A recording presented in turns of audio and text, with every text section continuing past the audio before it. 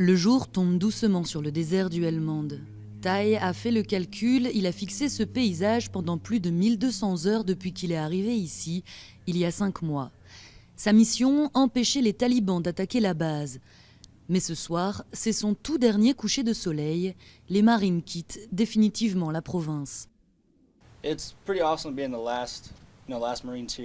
C'est assez formidable d'être les derniers Marines ici, de fermer le camp.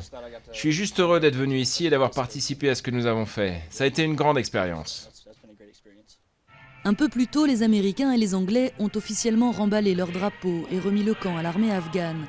Une transition hautement symbolique qui clôt 13 ans de présence occidentale dans la région pour un camp qui a accueilli jusqu'à 40 000 soldats de la coalition.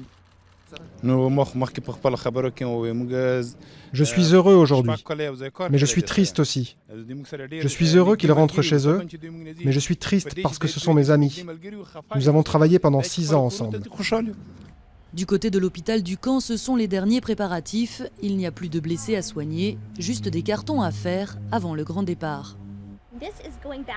Ça repart avec nous, mais pas tout ce qui est consommable. Il y a plein de choses que nous n'avons pas besoin de ramener, donc nous allons les laisser aux Afghans.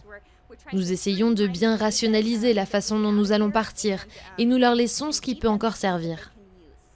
La dernière nuit des Marines se déroule sans incident. Quelques mortiers sont tirés pour signaler à l'ennemi qu'il ne faut pas tenter quoi que ce soit. Et au matin, c'est la transition finale. Les soldats afghans viennent un à un s'installer dans ces postes de surveillance. Les Américains et les Britanniques sont ceux qui ont payé le plus lourd tribut au cours de ces 13 ans de conflit. Au total, près de 500 soldats britanniques et environ 2300 Américains sont morts dans cette guerre et les talibans sont toujours présents dans la région. Mais quand l'heure d'embarquer approche, c'est surtout la joie qui domine.